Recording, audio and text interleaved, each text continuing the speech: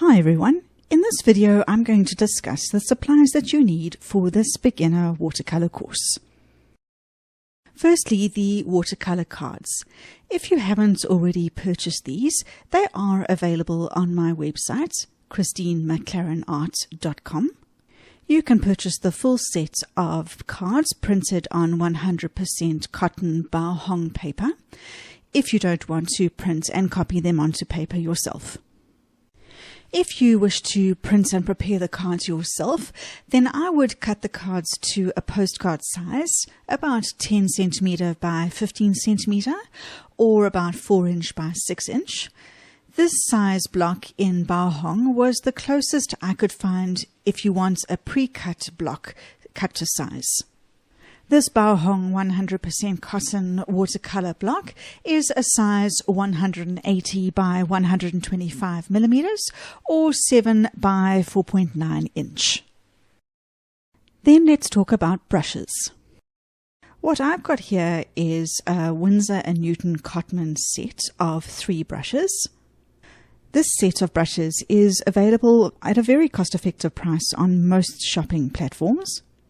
If you're wanting to buy more than one brush, it always works out cheaper to buy your brushes as a set rather than as individual brushes.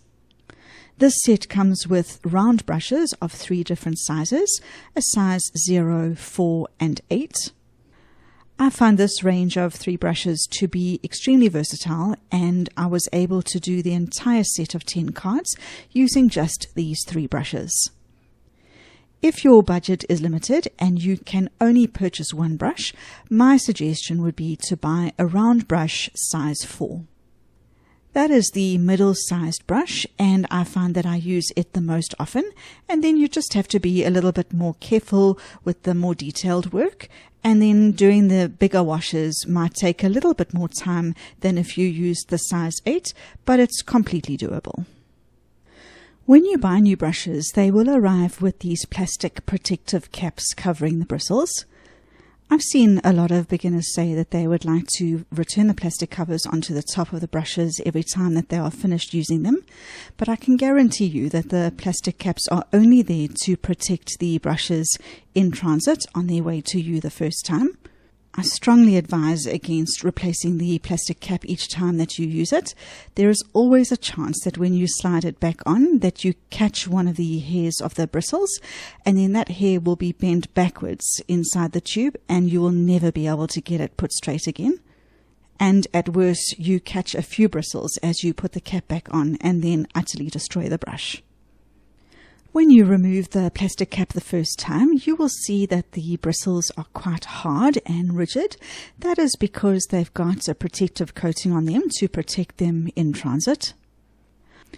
I wouldn't force the bristles whilst they are dry. Take the brush and gently rinse it in cold water. As you do that, you will feel the gum arabic start to dissolve, and eventually the bristles will go soft. Then your brushes are ready to use. If the bristles are still wet, I would suggest always leaving your brushes to dry in a horizontal position. We do this to stop water getting into the silver ferrule of the brush, which will then dissolve the glue and the bristles will come loose. For this series, I'm going to be using the Mungyo Professional Watercolor Set of 24 pans. Really, any watercolor set will do. I just like this as a very cost-effective and good quality beginner-based set. Although it claims to be a professional watercolor set, its quality is more of a beginner level, but very good quality nonetheless. In my experience, I find that beginners are often reluctant or fearful to mix colors before they are able to do a painting. So I find that a set of 24 colors means that you've got a lot of colors at your disposal, and it means that you don't have to mix very much in order to get the color that you're looking for. This set comes in a very robust metallic tin that opens up to give you ample mixing space on both sides. I want to prepare a swatch card of the colors in the set, but before I do, I want to show you a really nifty little trick for preparing the mixing surfaces on the 2 sides of the tin. My one complaint with regards to these metallic tins is the mixing areas on either side have got a white enamel paint on them. Because of this painted surface, when you try and mix watercolor paint on it, as you can see here, the watercolor beads up and you really can't spread it out nicely and get a good mixing surface on it.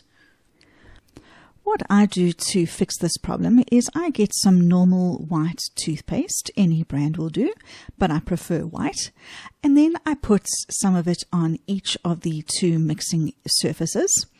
And then I'm going to use a sponge to spread it out evenly. I'll leave it overnight, but I don't normally buff it or wipe it off after it's dry.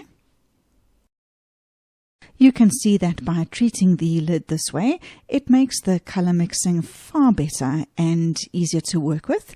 And I will do it every now and again and replace the toothpaste if I feel that I need to. But often after you've been using a tin like this for a while, the surface does get far less slippery and then there is no need to replace the toothpaste after a while. Now to prepare my swatch card, I'm going to need a spray bottle of water to spray and activate the paints, some clean water, and some tissue paper. I have prepared my swatch card in advance.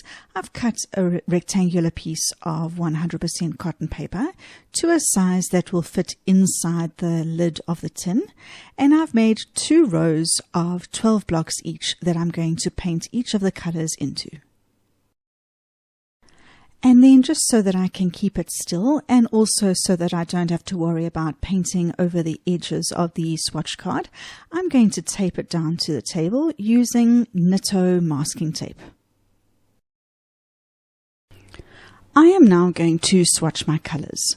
To do that, I'm going to use my number 4 sized brush. I'm going to have some tissue paper on hand so that I can blot off any extra color. Then I'm going to start by activating my paints by spraying them with my spray bottle of water. I'm just going to give them a light misting with the water, and that will activate the paints and make them much easier to use. There's not much point in swatching the first color, which is white, so I'm going to leave that block blank and start with the lemon yellow. To do that, I'm going to start by putting clean water into the block on the swatch card. We want the water on the page to be glistening but not pooling, so just make sure to not put down too much water. Once the water is down, I'm going to pick up some of the activated lemon yellow out of the well on the palette and drop it in onto the top half of the block. I want the swatch card to be able to show the darkest to the lightest that each color can obtain.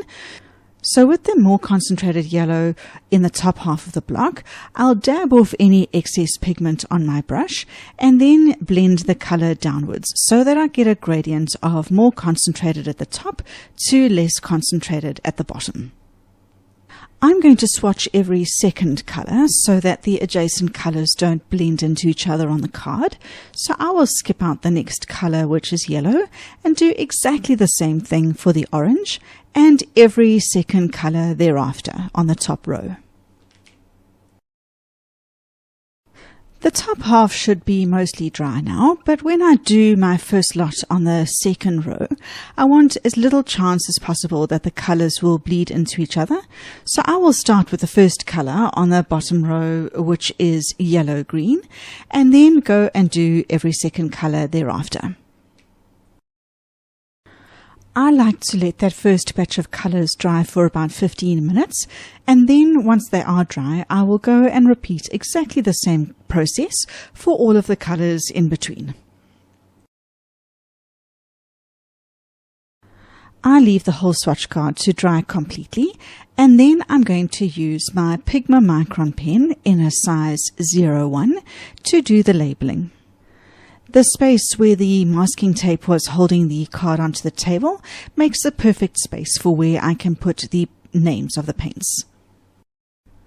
I had taken a photograph of the locations of all of the colors inside the tin before I removed the wrappers, so now I can refer to the photographs to get the names.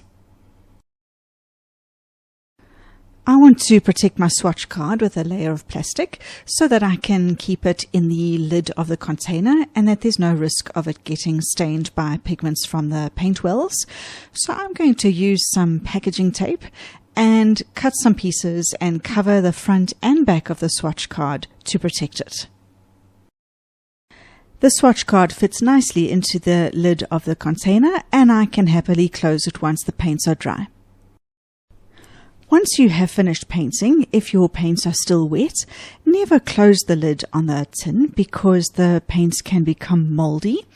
I always leave the tin ajar with something holding the lid slightly open so that there is a free flow of air so the paints can dry, but it also prevents dust from getting into the paints whilst they're doing so. I often see questions from beginners about how to maintain your watercolor brushes. To be honest, for the most part, a rinse under clean water will be all that your brushes will need on a daily basis. But if you're wanting to give them a good clean from time to time, and also if you've been using a very staining pigment, you might want to buy yourself some cleaning soap. You can take a wet brush and pick up some of the soap out of the tin, and then use your fingers to gently massage the soap into the bristles, and then rinse them off under clean water and reshape the bristles. If you are copying the outline of the sketch yourself, then you might need a pencil to do that. I would suggest an HB or a 2B pencil. An eraser will also come in useful. I like to use a kneaded eraser when I'm doing watercolor because these erasers are so kind on the paper and don't cause any damage to the fibers. They look like a square when they are inside the box at the shop, but you can mold it and it will quickly become quite a graphite colored looking eraser once it starts picking up the graphite off the paper. And for the pen outline of the sketch, you will need a fine liner pen that has got waterproof or archival ink in it. This is to make sure that the watercolor doesn't cause the ink to run once we put the watercolor paint on top. I find that the Sakura, Pigma, Micron liner pens are extremely affordable and available worldwide. And for this series, a size 05 would be suitable for all of the sketches that we are going to do. I have listed all of the supplies in this video in my Amazon shop. If you put this exact link in on your web browser, you will go to the page on Amazon for this course where all of these products are listed and you can buy them all in one place. Buying off my affiliate link won't cost you any more, but it will earn me a small commission on all of the sales. And you have the convenience of seeing all of the products in one place. So there we go. You've got a list of all the things that you need for the course. I look forward to seeing you in video 1. Until then, bye for now.